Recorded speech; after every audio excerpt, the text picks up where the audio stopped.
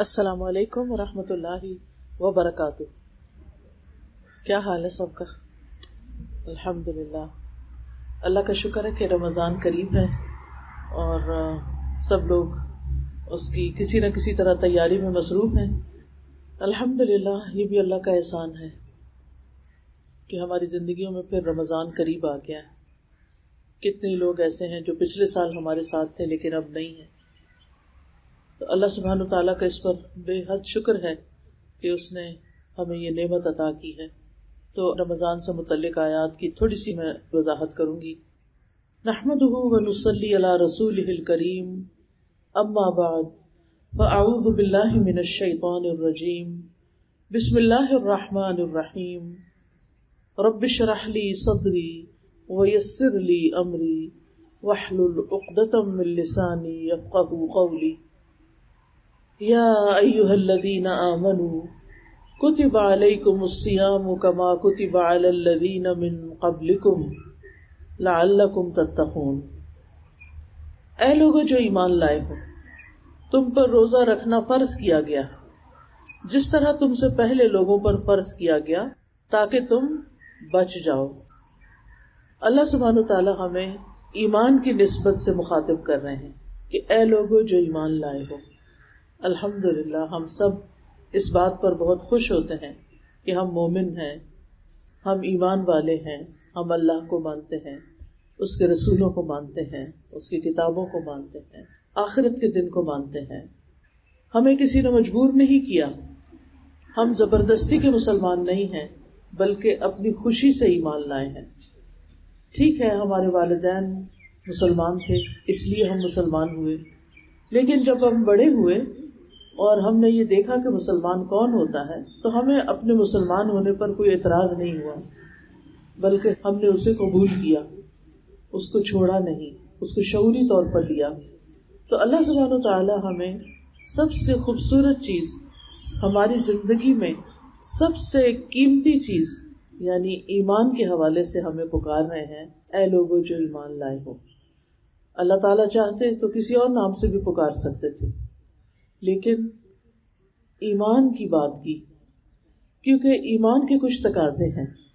ایمان صرف زبان سے کچھ کہہ دینے کا نام نہیں ہوتا، بلکہ ایمان دل کی تصدیق، زبان سے اقرار اور عمل سے اس چیز کو ثابت کرنا یا اس کی تصدیق کرنا. یعنی دل سے کسی چیز کو ماننا، اس پہ یقین رکھنا، زبان سے اس کا اقرار کرنا اور عمل سے اس کی تصدیق کرنا، یہ ایمان کا خاصہ ہوتا ہے. یعنی ایمان میں دل، زبان اور باقی اعضاء جو ہیں وہ سب شامل ہوتے ہیں، گویا ہماری پوری زندگی کو محیط ہے. تو اے لوگو جو ایمان لائے ہو، اب تمہیں کرنا کیا ہے، کیا عمل کرنا ہے؟ کتب علیکم الصیام، تم پر روزے فرض کر دیے گئے. تو گویا روزہ ایک فرض عبادت ہے. اللہ سبحانہ تعالیٰ نے ہم پر مختلف طرح کی عبادات فرض کی ہیں. کچھ کا تعلق صرف مال سے ہے، جیسے زکوٰۃ ہوتی ہے. کچھ کا تعلق صرف بدن سے ہے، جیسے نماز ہے، روزہ ہے. کچھ کا تعلق جسم اور مال دونوں سے ہے، جیسے حج ہے. تو ایسا کیوں ہے؟ اللہ تعالیٰ چاہتے تو ایک ہی طرح کی عبادت سب پہ فرض کر دیتے اور بات ختم ہو جاتی، نماز ہی کافی تھی یا نماز روزہ ہی کافی تھا. لیکن اللہ سبحانہ تعالیٰ نے چونکہ ہمیں پیدا امتحان کے لیے کیا، الذی خلق الموت والحیات لیبلوکم ایکم احسن عملا، کہ وہ تمہیں آزما کے دیکھے کہ تم میں اچھے کام کون کرتا ہے. لہذا ہم سب کی آزمائش ہو رہی ہے اور ہم سب اپنی اپنی عادات اور مزاج، پسند ناپسند میں ایک دوسرے سے مختلف بھی ہیں. کسی کے نزدیک روزہ رکھنا کچھ مشکل کام نہیں، لیکن اس کے نزدیک مال خرچ کرنا بڑا مشکل ہے. زکوٰۃ دیتے ہوئے بھی بار بار سوال جواب کرتے ہیں کہ شاید بچ ہی جائیں. کسی کے نزدیک نماز پڑھنا بہت آسان ہے، لیکن دوسری طرف روزہ رکھنا اس کے لیے مشکل کام ہے. تو اللہ سبحانہ تعالیٰ نے مختلف طرح کی عبادتیں مقرر کی ہیں تاکہ ہر ایک کا امتحان لیا جائے کہ انسان کرتا کیا ہے. کون ہے جو اللہ کی پکار پہ لبیک کہتا ہے، اپنے مال کو بھی اللہ کے راستے میں خرچ کرتا ہے، جسمانی مشقت بھی کرتا ہے، نماز بھی پڑھتا ہے، روزہ بھی رکھتا ہے، حج کے لیے بھی جاتا ہے، تو روزہ ایک فرض عبادت ہے جس کا تعلق ہمارے جسم سے ہے، وہ جسم کی زکوٰۃ ہے۔ پھر اسی طرح آپ دیکھیں کہ عبادات میں کچھ کام کرنے کے ہوتے ہیں اور کچھ چیزیں چھوڑنے کی ہوتی ہیں۔ جیسے نماز میں ہمیں قیام کرنا ہوتا ہے، رکوع کرنا ہوتا ہے، سجدہ کرنا ہوتا ہے، اتحیات میں ہم بیٹھتے ہیں، تو یہ سارے کرنے والی چیزیں ہیں۔ اسی طرح زکوٰۃ کو کیلکولیٹ کر کے مال کو تقسیم کرنا ہوتا ہے۔ پھر اسی طرح حج میں بھی کئی مناسک ہیں، طواف کرنا ہوتا ہے، سعی کرنی ہوتی ہے اور رمی کرنی ہوتی ہے۔ لیکن روزہ ایک ایسی عبادت ہے جس میں کرنے کی بجائے کچھ چیزوں کو چھوڑنے کا حکم دیا گیا ہے، کیونکہ دین مکمل ہی اس وقت ہوتا ہے جب اللہ تعالیٰ کی اطاعت کے کام کیے بھی جائیں اور جن چیزوں سے اللہ تعالیٰ نے روکا ہے ان سے رکا بھی جائے، تب عبادت مکمل ہوتی ہے۔ کیونکہ اگر کوئی شخص صرف کرنے کے کام کر رہا ہے اور جن چیزوں سے اللہ تعالیٰ نے منع کیا ہے ان سے منع نہیں ہو رہا، تو وہ اللہ تعالیٰ کا فرما بردار بندہ نہیں ہے۔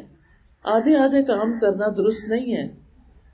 اللہ تعالیٰ فرماتے ہیں یا ایھا الذین آمنوا ادخلوا فی السلم کافہ، اے لوگو جو ایمان لائے ہو دین میں پورے کے پورے داخل ہو جاؤ، یعنی تمہاری نماز بھی درست ہو، تمہارے معاملات بھی اچھے ہوں، وہ بھی ٹھیک ہو، لین دین بھی صحیح ہو، اخلاق بھی اچھا ہو، اور تمہارا ایمان اور یقین اور توکل بھی بہت اچھا ہو۔ اللہ تعالیٰ ہمیں ظاہر اور باطن دونوں کے لحاظ سے اچھا دیکھنا چاہتا ہے، لیکن بعض لوگ نفل نماز بھی پڑھ لیتے ہیں، نفلی روزہ بھی رکھ لیتے ہیں، لیکن غیبت کرنا نہیں چھوڑتے، دوسرے کی برائی کرنا، دوسرے پہ تنقید کرنا، دوسرے کو تانا دینا۔ بعض لوگوں کو تو میں نے نوٹ کیا ہے کہ وہ کسی سے بھی بات کرتے ہوئے تانا دیے بغیر نہیں چپتے، یعنی دوسرے کو برائی فیل کروا کے نکلیں گے، یعنی کوئی نہ کوئی ان کو چاہے ہنستے ہنستے، چاہے مذاق میں، چاہے سیریسلی، چاہے گلے شکوے کے طور پر، اور کچھ نہیں تو اگر کسی سے ملے تو کہا بہت دنوں بعد ملے ہو، اگر کوئی ملنے آ گیا تو اچھا تمہیں فرصت مل گئی ملاقات کی، تمہیں یاد آ گئے ہم، یعنی کوئی نہ کوئی ایسی چبھتی بات کر دینا کہ جس سے دوسرے کا دل دکھ جائے۔ یعنی کچھ لوگ صرف اذیت دینے کے لیے ہوتے ہیں۔ تو مجھے کبھی سمجھ نہیں آتی کہ شاید انہیں خود پتہ ہی نہیں چلتا کہ یہ کیا کر رہے ہیں، لیکن دوسری طرف تہجد بھی پڑھ رہے ہوں گے، نمازیں بھی پڑھ رہے ہوں گے۔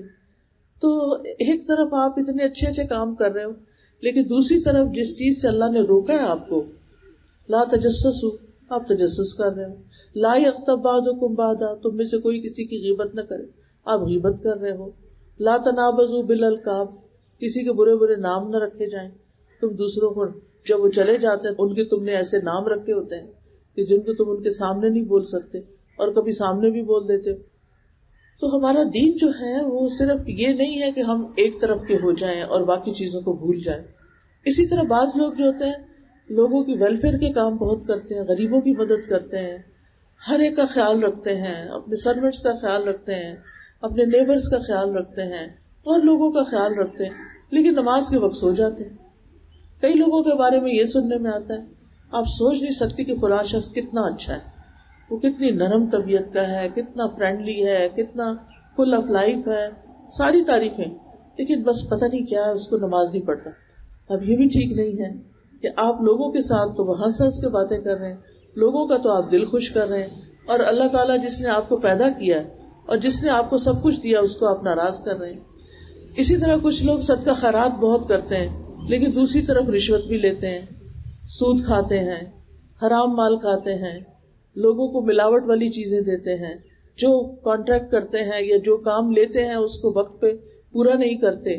آپ دیکھیں کہ کتنی ہی عمارتیں ایسی ہیں کہ جو ایک سال بنتی ہیں اور اگلے سال ایسا لگتا ہے جس سے پتہ نہیں کتنی پرانی عمارتیں، کیونکہ مٹیریل ٹھیک نہیں لگاتے تاکہ زیادہ سے زیادہ اس سے فائدہ اٹھا سکے۔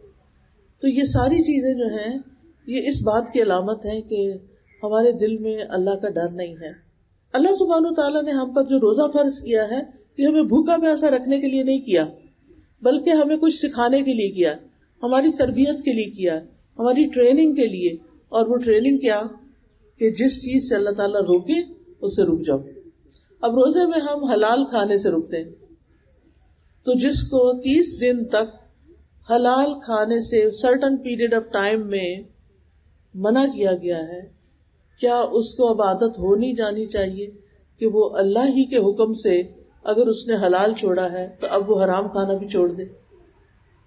ایسا ہو سکتا ہے اگر ہم شعور رکھتے ہوں، اگر ہم احساس رکھتے ہوں کہ میں نے کس طرح اپنی خواہشات پہ کنٹرول کیا رمضان میں، اپنی پسند کی چائے نہیں پی، اپنے وقت پہ کھانا نہیں کھایا، فروٹ نہیں کھایا، کیونکہ اتنے لمیٹڈ ٹائم ہوتا ہے سحری کے وقت کے کچھ ڈھنگ سے بندہ کھا نہیں سکتا، بھوک بھی نہیں لگی ہوتی شروع کے دنوں تو خاص طور پر کچھ کھانے کو دل نہیں چاہتا. افطار کے وقت بھی آپ دیکھیں کہ آپ احتیاط سے ہی کھاتے ہیں کیونکہ آپ نے تراویح پڑھنی ہے، کیونکہ آپ کو پتا ہے کہ اگر میں نے زیادہ کھا لیا تو تراویح میں خلل آ جائے گا. تو جو انسان اپنی عبادات میں اتنا اچھا ہے پھر اس کو کیا کرنا چاہیے کہ وہ روزے سے کچھ سبق لے، اور سبق یہ کہ اللہ سبحانہ وتعالیٰ کے تمام ناپسندیدہ کاموں سے رک جائے. جن چیزوں کو اللہ نے حرام کیا ہے ان کو اپنے اوپر حرام کر لے، اور جن چیزوں کو اللہ نے حلال کیا ہے ان کو اپنے لیے حلال سمجھے. تو روزہ کیا ہے؟ دراصل روزہ عربی زبان کا لفظ ہے الصیام. عربی زبان میں روزے کو صوم یا صیام کہتے ہیں. اس کا لفظی مطلب ہوتا ہے رک جانا، یعنی طلوع فجر سے لے کر غروب شمس تک روزہ توڑنے والی چیزوں کو چھوڑ دینا. اور اس میں آپ کو معلوم ہے کہ دو بڑی چیزیں، ایک کھانا پینا اور دوسرے سیکس، ان دو چیزوں کو نہیں کیا جا سکتا چاہے حلال ہی کیوں نہ ہو. یعنی اس ٹائم کے اندر یہ دونوں چیزیں ممنوع ہیں، اور روزہ رکھنے والا اس کی پوری پوری پابندی کرتا ہے. روزے جو ہیں یہ فرض عبادت ہے، اور فرض ایسے ہی ہے جیسے نماز فرض ہے، جیسے زکوٰۃ فرض ہے مالدار پر، تو اسی طرح روزہ ہر صحت مند انسان پر فرض ہے.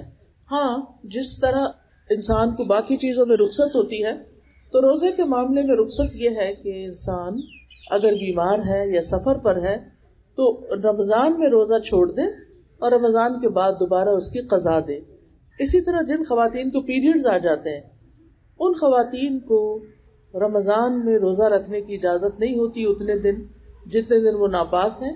پھر پاک ہو کر وہ روزہ رکھیں، اور جتنے دن مثلاً 5 ہیں، 6 ہیں، 7 ہیں، وہ باقی دنوں میں روزے پورے کریں. بہت دفعہ خواتین میں یہ دیکھنے میں آیا ہے کہ وہ پیریڈز کے روزے بعد میں پورے نہیں کرتی، جو کہ ایک فرض ان کے ذمہ باقی رہ جاتا ہے. اور ایک روزہ جان بوجھ کے چھوڑ دینا، اس کو پورا نہ کرنا، ایسا ہی ہے کہ جیسے اگر ساری زندگی بھی کوئی روزے رکھے تو وہ رمضان کے روزے کے ثواب کو نہیں پہنچ سکتا. روزہ اسلام کی بنیاد ہے.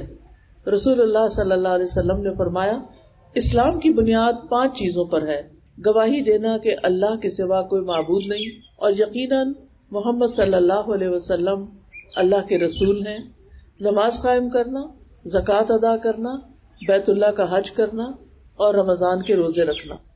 روزے پچھلی امتوں پر بھی فرض تھے، یعنی صرف مسلمانوں کے لیے نہیں بلکہ روزے یہود و نصارہ کے لیے بھی تھے.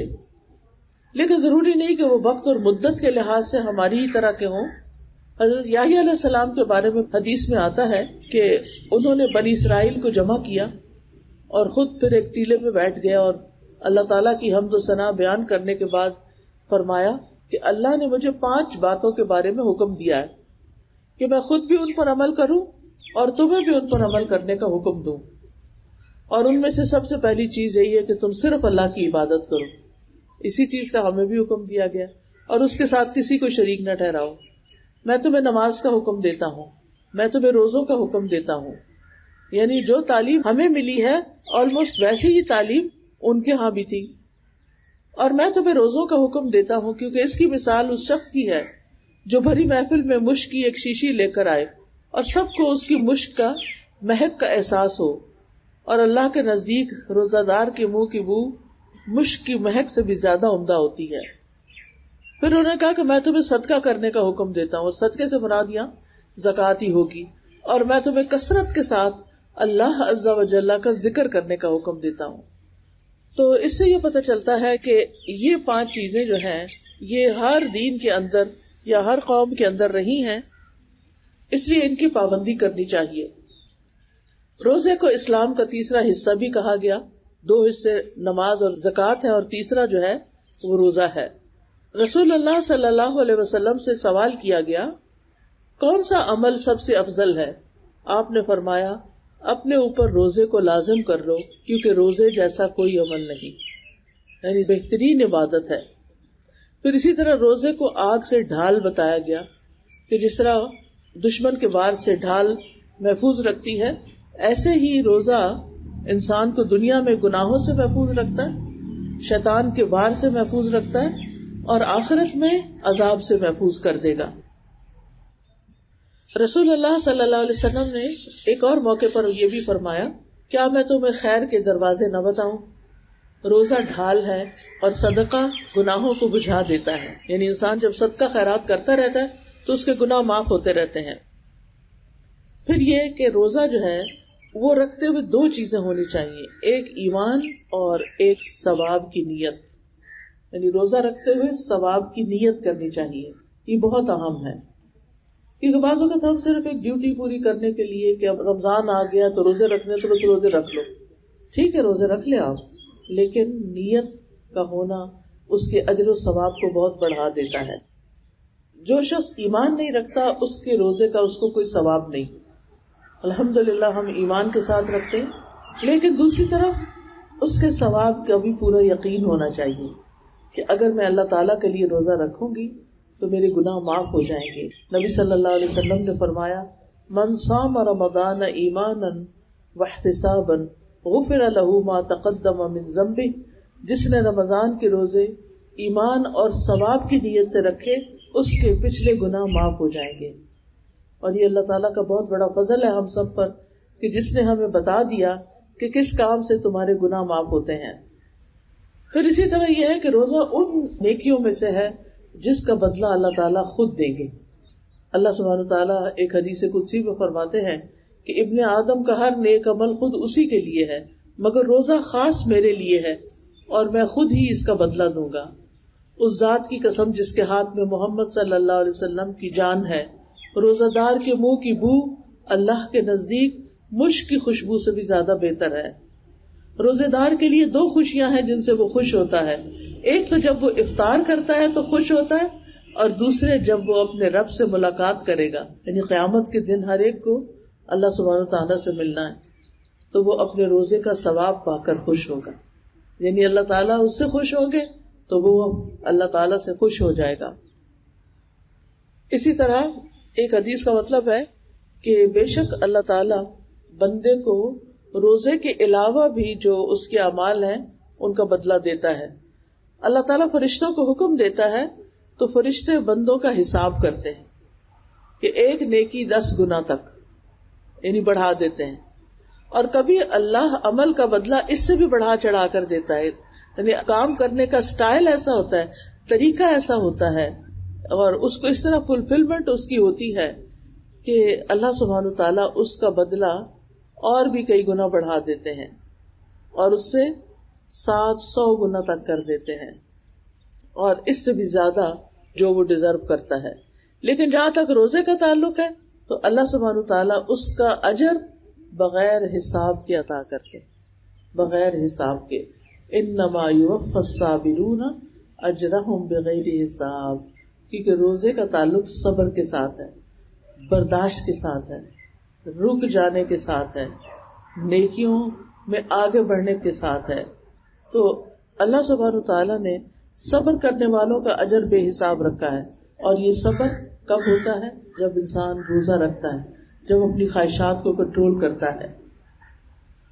پھر اسی طرح روزہ اللہ اور بندے کے درمیان ایک راز بھی ہے، کیونکہ اللہ سبحانہ تعالیٰ کے سوا کسی کو نہیں پتا چلتا کہ واقعی کون روزے سے ہے.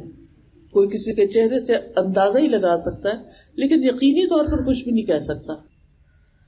پھر اسی طرح یہ ہے کہ اگر کوئی روزے کی حالت میں فوت ہو جائے تو اس کے لیے جنت ہے، یعنی جو روزہ رکھ کے فوت ہو گیا اس کا اختتام جنت میں ہوگا، وہ جنت میں داخل ہوگا. اسی طرح قبر میں بھی روزہ انسان کو پروٹیکٹ کرتا ہے. قیامت کے دن سفارشی بن کے آئے گا اور اللہ تعالیٰ سے فریاد کرے گا کہ روزے کے معاملے میں میری شفاعت قبول کر لی جائے، کیونکہ روزہ کچھ لوگوں کے لیے واقعی بہت مشکل عبادت بھی ہوتی ہے اور اللہ سبحانہ وتعالیٰ اس کی سفارش قبول کر لیں گے. پھر اسی طرح یہ جنت میں لے جانے والا کام ہے اور روزے دار کے لیے ایک مخصوص دروازہ بھی ہوگا جسے باب الریان کہا جاتا ہے. یہ جہنم کی آگ سے 70 برس دور کرنے والی چیز ہے. یعنی روزہ اتنی بہترین چیز ہے کہ جو بھی بندہ اللہ کے راستے میں ایک دن کا روزہ رکھتا ہے, اللہ تعالیٰ اس دن کی وجہ سے اس کے چہرے کو 70 سال کی مسافت تک آگ سے دور کر دے گا. یعنی اتنا زیادہ اس کا اجر و ثواب ہے. پھر ایک اور روایت میں آتا ہے نبی صلی اللہ علیہ وسلم نے فرمایا جس نے اللہ کی راہ میں ایک دن کا روزہ رکھا تو اللہ اس کے اور آگ کے درمیان ایسی خندق بنا دیتا ہے جتنا کہ زمین اور آسمان کے درمیان فاصلہ ہے. یعنی اللہ سبحانہ وتعالیٰ اتنی اس بندے کی قدردانی فرماتے ہیں اور اتنی ٹیک کیئر کرتے ہیں, ایسا اجر تو کوئی انسان نہیں دے سکتا. پھر یہاں اس آیت کے آخر میں روزے کا مقصد بتایا گیا کہ تمہیں اس سے ملے گا کیا, یعنی تم جو اتنی مشقت کرو گے تو تمہارے لیے کیا ہے. تو اس میں یہ ہے اللہ تعالیٰ فرماتے ہیں لعلکم تتقون, تاکہ تم متقی بن جاؤ, تمہارے اندر تقوی پیدا ہو جائے. تقوی کیا چیز ہے؟ تقوی ہر چیز کی بنیاد ہے, ہر نیکی کی بنیاد ہے, کیونکہ تقوی دل میں ہوتا ہے. نبی صلی اللہ علیہ وسلم نے دل کی طرف اشارہ کر کے فرماتا التقوی ہا ہونا, التقوی ہا ہونا, کہ تقوی یہاں پر ہوتا ہے. جب انسان کے دل کے اندر تقوی ہوتا ہے تو پھر وہ ہر چیز کے بارے میں بڑا محتاط رویہ اختیار کرتا ہے. کسی کے بارے میں اوپینین دینا ہو, کسی کے بارے میں کوئی کمنٹ دینا ہو, کوئی بات کرنی ہو تو بہت احتیاط سے بات کرتا ہے, اور اگر دیکھے کہ اس کی بات کرنے سے دوسرے کا بہت بڑا نقصان ہو سکتا ہے تو اس بات کو کسی طرح اوائڈ بھی کر سکتا ہے, اس سے نکل بھی سکتا ہے. پھر تقویٰ جو ہے یہ اعمال کو مزین کرتا ہے, خوبصورت بنا دیتا ہے, اور جتنا زیادہ تقویٰ ہو کسی کے اندر اتنا ہی زیادہ اس کے درجات بلند ہو جائیں گے. نبی صلی اللہ علیہ وسلم سے پوچھا گیا من اکرم الناس قال اکرمہم اتقاہم, آپ سے پوچھا گیا کہ لوگوں میں سب سے زیادہ عزت والا کون ہے, کیونکہ بعض اوقات ہم کہیں جاتے ہیں وہاں مثلا کرسیاں ختم ہو جاتی ہیں, بیٹھنے کی کوئی کرسی نہیں, اب نیچے ہم بیٹھنا نہیں چاہتے, پھر کھڑے رہتے ہیں, آخر کسی کو رحم آتا ہے, کوئی ہماری مدد کر دیتا ہے. لیکن ہو سکتا ہے کہ ان کے دل میں کوئی بھی ایسا خیال نہ ہو. عزت تو وہی کرتا ہے نا جو آپ کو جانتا ہوتا ہے کہ آپ اصل میں کیا ہیں. آپ کے کپڑوں کی عزت نہیں ہوتی, آپ کے اسٹائل کی عزت نہیں ہوتی, آپ کی عزت ہوتی.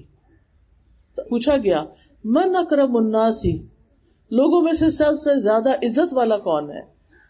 قال اکرمہم اتقاہم, فرمایا ان میں سب سے زیادہ عزت والا وہ ہے جو ان میں سب سے زیادہ تقوی رکھتا ہو. تو اس سے ہی پتہ چلتا ہے کہ تقوی ہماری زندگی میں بہت ہی امپورٹنٹ چیز ہے. تقوی کا مطلب ہوتا ہے بچنا. روزہ رکھ کے تقوی کیسے پیدا ہوتا ہے, اس کے بارے میں یہ آتا ہے کہ روزے میں انسان اپنی من پسند چیزوں کو چھوڑ دیتا ہے تاکہ مجھے اللہ تعالیٰ سے ثواب ملے, اللہ تعالیٰ مجھ سے راضی ہو جائے. تو جب یہی چیز انسان بار بار پریکٹس کرتا رہتا ہے تو پھر ایک وقت آتا ہے کہ انسان ہر اس چیز کو چھوڑنے لگتا ہے جو اللہ تعالیٰ کی ناراضگی کا سبب بنتی ہے. تو تقویٰ بچنے کا نام ہے. جو دنیا میں گناہوں سے بچ جائے گا وہ آخرت میں اللہ کے عذاب سے بچ جائے گا. تو روزہ رکھنے سے انسان کے اندر ایک اسٹرینتھ پیدا ہوتی ہے, ایک قوت آتی ہے, ایمان کی قوت بڑھ جاتی ہے, کیونکہ ایمان عمل کرنے سے زیادہ ہوتا ہے, گناہ کرنے سے گھٹ جاتا ہے. جب انسان گناہ کے کام کرتا ہے تو ایمان کمزور ہو جاتا ہے. جب کمزور ایمان ہوتا ہے تو عمل کرنے کو دل نہیں چاہتا. لیکن اگر انسان اپنے نفس پہ قابو کر کے عمل کر جاتا ہے تو پھر کیا ہوتا ہے, انسان کا ایمان اور بڑھ جاتا ہے, اور اس طرح انسان تقوی حاصل کر لیتا ہے. اور تقوی جب حاصل ہو جاتا ہے تو انسان کو ہر وقت اللہ کی نگرانی کا احساس ہوتا ہے کہ میرا رب مجھے دیکھ رہا ہے, میرے رب کو سب کچھ پتا ہے. اور جب یہ احساس پیدا ہوتا ہے تو پھر روزے کی حالت میں گناہ کم ہوتے ہیں, یعنی انسان گناہوں سے بچتا ہے, نیکیوں کا غلبہ ہوتا ہے. تو روزے کی حالت میں انسان کے اندر شکر کا جذبہ بھی پیدا ہوتا ہے.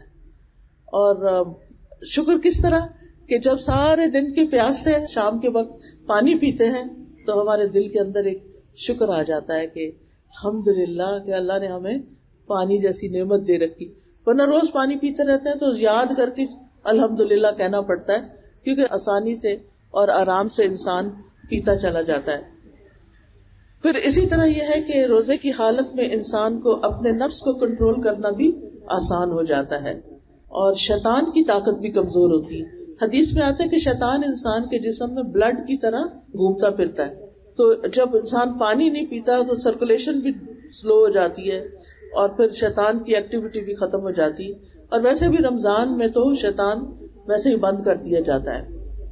روزے سے جسمانی صحت بھی اچھی ہو جاتی ہے اور اسی طرح روزے سے فقراء اور مساکین کی بھوک کا احساس بھی پیدا ہوتا ہے کہ اور لوگ بھی غریب ہیں, ان کو کھانے کو نہیں ملتا, ہم اپنی نعمتیں ان کے ساتھ شیئر کریں.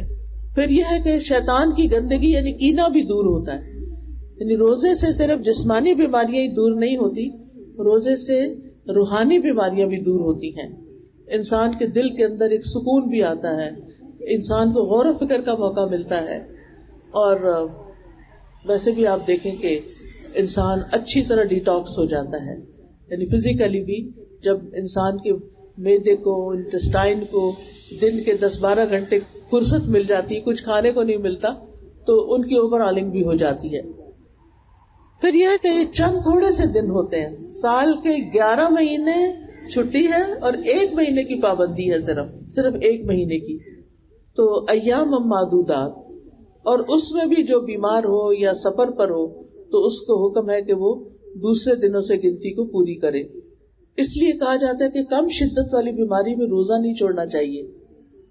اور اسی طرح ایسا سفر کہ جو یہاں سے راولپنڈی تک کا ہو یا گجر خان تک کا ہو یا تھوڑا بہت دور ہو تو اس میں بھی روزہ نہیں چھوڑنا چاہیے.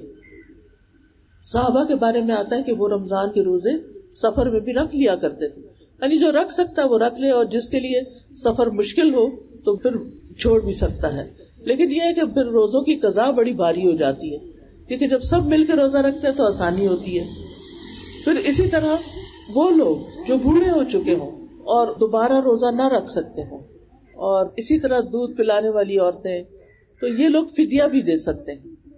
دودھ پلانے والی عورت کے بارے میں تو یہ ہے کہ وہ بعد میں روزے پورے کر لے, پہلے فدیہ دے دے بس. لیکن یہ ہے کہ جو عمر رسیدہ لوگ ہیں, جن کی صحت کی کوئی توقع نہیں, قضا وہ رکھ نہیں سکتے, بس وہ پھر فدیہ دے کر اپنے روزے کا کفارہ کر دیں. اور روزے کا فدیہ کیا ہے؟ 1 مسکین کا کھانا جو آپ خود کھاتے ہیں. یعنی شام کو آپ نے پکایا ڈنر, تو اس میں سے 1 پلیٹ جو ڈنر ہے جتنی آپ خود کھاتے ہیں وہ کسی غریب مسکین کو بھی کھلا سکتے ہیں. اور اس کے لیے وقت مقرر نہیں, ضروری نہیں کہ آپ رات کا کھانا ہی دیں, دوپہر کا دیں, ناشتہ دیں, جو بھی دیں جو آپ خود کھاتے ہوں. پھر ایک خاص بات جو ان آیات میں کی گئی وہ ہے شہر رمضان الذی انزل فیہ القرآن. رمضان وہ مہینہ ہے جس میں قرآن نازل کیا گیا ہے. ھدی للناس وبینات من الھدی والفرقان, یہ لوگوں کے لیے ہدایت کا باعث ہے اور ہدایت اور حق و باطل میں فرق کرنے کی نشانیاں ہیں اس مہینے میں. تو ہمیں رمضان میں قرآن جیسی نعمت پر شکر ادا کرنا چاہیے. وَلَعَلَّكُمْ تَشْكُرُونَ, یعنی اللہ تعالیٰ نے اس مہینے میں روزوں کا حکم دیا تاکہ قرآن جیسی نعمت کا شکر ادا کریں جو انسانوں کی ہدایت کے لیے آئی ہے. یہ ایسی نعمت ہے جس کے برابر کوئی نعمت نہیں. اللہ تعالیٰ نے اس کو واضح عربی زبان میں نازل کیا ہے اور قیامت تک کے لیے باقی رکھا ہے. اس سے واقعات بیان کیے جاتے رہیں گے, لوگ اس سے احکام لیتے رہیں گے, عبرتیں واضح طور پر دیکھتے رہیں گے. لیکن اینڈ آف دا ڈے ہم سب یہ بھی ضرور دیکھیں کہ اللہ تعالیٰ کی اس کتاب سے ہدایت لیتے ہوئے کہیں ہم ایک دوسرے کو ہی تو نہیں رد کر رہے ہوتے یا ریجیکٹ کر رہے ہوتے یا ڈسکریج کر رہے ہوتے. تو اس لیے بہت ضروری ہے کہ ہم سب اس چیز کا لحاظ رکھیں اور رمضان کے مہینے کو قرآن کے لیے خاص کر لیں, کیونکہ قرآن جو ہے وہ ہدایت کی کتاب ہے, نصیحت کی کتاب ہے اور بے پناہ خیر لانے والی کتاب ہے. تو ہمیں اپنا اسکیڈول بنانا چاہیے کہ ہم کس وقت تلاوت کریں گے. عبداللہ بن مسعود کہتے ہیں جو ایک مہینے میں قرآن ختم نہ کرے وہ ایسا ہی ہے جیسے اس نے قرآن چھوڑ رکھا ہے. پیغمبر کہیں گے نا قیامت کے دن وقال الرسول یا رب ان قوم اتخذوا هذا القرآن مہجورا، رسول کہیں گے کہ اے میرے رب میری اس قوم نے قرآن کو چھوڑ رکھا تھا، یعنی پڑھتے ہی نہیں تھے، اٹھاتے ہی نہیں تھے، کھولتے ہی نہیں تھے. تو کچھ لوگ بس اس طرح کی باتیں کرتے ہیں. کیا یہ پاسبل نہیں کہ 1 سال پڑھے اور 1 سال ہمیں آف دے دیا جائے، کبھی روزے رکھیں اور کبھی نہ رکھیں؟ یعنی ہم کس کے ساتھ یہ مذاق کرتے ہیں؟ جس کے لیے رکھ رہے ہیں اور جو خود اس کی جزا دے گا وہ ان ساری چیزوں سے بہت بڑا ہے. پھر آپ دیکھیے کہ رمضان کے مہینے میں قرآن پڑھنے سے جو انسان کا دل نرم ہوتا ہے تو صدقہ خیرات کرنے کو بھی دل چاہتا ہے. حدیث میں آتا ہے کہ نبی صلی اللہ علیہ وسلم کے پاس جبریل علیہ السلام رمضان کے مہینے میں ہر روز قرآن کا مذاکرہ کرنے آتے تھے، یعنی آپ سے سنتے تھے اور خود بھی پڑھتے تھے. مطلب کہ کیا کیفیت ہوگی اس قرآن کے پڑھنے کی کہ پیغمبر پڑھ رہے ہیں اور جبریل سن رہے ہوں، یا جبریل پڑھ رہے ہیں اور پیغمبر سن رہے ہوں علیہ السلام. تو یہ کوئی معمولی چیز نہیں ہے، بہت بڑی بات ہے. اور ویسے بھی جس جگہ پر قرآن پڑھا جاتا ہے فرشتے حاضر ہوتے ہیں. اب ہمیں کیا کرنا چاہیے کہ اس رمضان میں کم از کم ایک قرآن تو ضرور پورا کریں، اور وہ اسی صورت میں ہو سکتا ہے جب ہر روز ایک سپارہ پڑھیں، اور پیریڈز والے سپارے آدھے آدھے کر کے کچھ پہلے کچھ بعد میں بانٹ لیں حسب ضرورت. اور جن کو پیریڈز ختم ہو چکے ہیں وہ تو اور بھی زیادہ اپنے آگے کی ہم سب تیاری کریں تاکہ کوئی فرض رہ نہ جائے. یہ صدقہ خیرات اور جو رمضان کے روزے ہیں یہ انسان کے لیے بہت بڑی نعمت ہے، اور اس سے انسان کو جیسے مال جاتا ہے تو ایک تکلیف ہوتی ہے انسان کو، اور اسی طرح جب روزہ رکھتا ہے تو تکلیف ہوتی ہے. نماز میں عام طور پر تکلیف نہیں ہوتی، لیکن جتنی کوئی اللہ کی خاطر تکلیف اٹھا لیتا ہے اس کا اجر اتنا ہی بڑھ جاتا ہے. پھر یہ شیطان کے جکڑے جانے کا مہینہ ہے، گناہوں کے کفارے کا مہینہ ہے، جہنم سے آزادی کا مہینہ ہے، نیکیوں کی دعوت دینے والا مہینہ ہے. اور رمضان میں نیکی کے جو مواقع ہوتے ہیں وہ سارے ایک جگہ اکٹھے بھی ہو جاتے ہیں. حافظ ابن رجب کہتے ہیں الصیام والقیام والصدقۃ وطیب الکلام.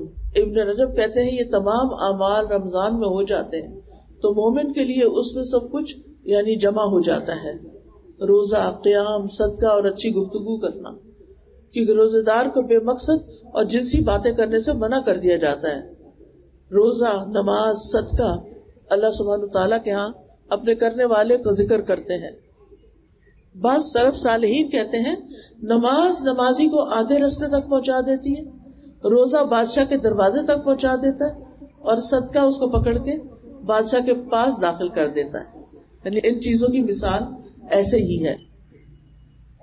چونکہ رمضان میں قرآن نازل کیا گیا ہے اس لیے تلاوت کے علاوہ آپ اس میں دورہ قرآن ترجمے کے ساتھ بھی ضرور کریں، اور اللہ سے جڑنے کا اور قرب پانے کا اور ایمان بڑھانے کا اور دنیا اور آخرت کی خیر بڑھانے کا یہ بہترین ذریعہ ہے. اور ایک اور اہم چیز رات کا قیام، جس میں آپ نے زیادہ سے زیادہ قرآن سننا ہے، جس کو تراویح کہتے ہیں، اس کا بھی پہلے سے ہی پتہ کر رکھیں تاکہ اگر 8 تراویح ہے تو پوری دل جمی سے پڑھیں. کیونکہ بعض جگہ پر دیکھا گیا ہے کہ لوگ 4 رکعت پڑھ کے پھر باہر گھومنے پھرنے نکل جاتے ہیں یا آپس میں باتیں شروع کر دیتے ہیں. ایسا پھر کوئی کام نہیں کرنا چاہیے. اگر ہم مسجد جا ہی رہے ہوں تو مسجد کے احترام کا خیال کرنا چاہیے، اور قیام میں خوب تھکنے کو پسند کیجیے. رمضان کی راتیں غفلت کی راتیں نہ ہو، اور آخری عشرے میں تو اور بھی زیادہ محنت. گھر والوں کو قیام کی رغبت دلائی جائے کہ وہ اس کو تلاش کریں، کیونکہ ضروری نہیں کہ صرف رات کو ہی نظر آئے، وہ دن کو بھی ہو سکتی ہے. اور لیلۃ القدر کی تلاش میں سستی نہیں کرنا.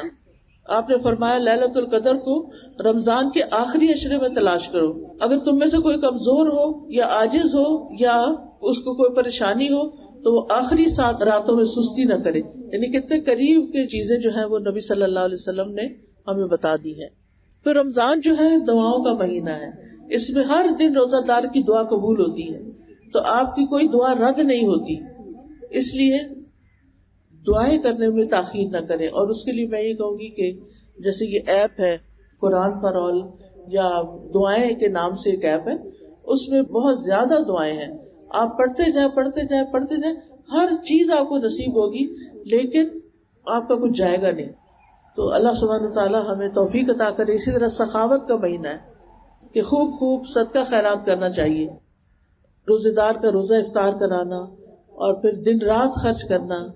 الذین ينفقون اموالهم سرا وعلانیۃ فلہم اجرہم عند ربہم ولا خوف علیہم ولا هم يحزنون.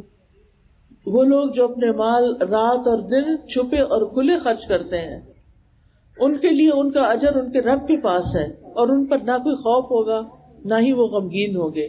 کیونکہ صدقہ کرنے سے مال کم نہیں ہوتا، اور اگر انسان صدقہ روک دیتا ہے تو پھر یعنی کہ آپ سوچیں کہ نقصان ہو سکتا ہے. تو اس لیے انسان کو تھوڑا تھوڑا ہر روز خرچ کرتے جانا چاہیے. اور پھر یہ ہے کہ آگ سے بچاؤ کا ذریعہ بھی ہے. سخاوت میں مال کے علاوہ نفس کی سخاوت، عہدے کی سخاوت، راحت و آرام کی سخاوت، علم اور عمل کی سخاوت، منصب کی سخاوت، بدن کی سخاوت، عزت کی سخاوت، صبر کی سخاوت، حسن اخلاق کی سخاوت اور مال کی سخاوت جو ہے وہ بہت ضروری ہے، اور یہ انسان کے درجات کو بلند کرتی ہے. رمضان صبر کا مہینہ بھی ہے، اس لیے ہمیں اپنے غصے کو دبانا ہے، روزے کی حالت میں شور ہنگامہ نہیں کرنا. پھر اسی طرح رمضان کے آنے سے خوش ہوں اور ایمان کے ساتھ اس کا استقبال کریں. رمضان سے پہلے اگر ایمان میں کمی ہو تو رمضان میں نیک عمل کرنے کی طاقت نہیں ہوتی، اور عمل اچھے کرنے کے لیے ایمان اچھا ہونا چاہیے. جتنا جتنا آپ کا ایمان اسٹرانگ ہوگا اتنی اتنی آپ کی عزت بڑھتی چلی جائے گی، اور اللہ تعالیٰ کے ہاں بھی درجہ بلند ہوگا.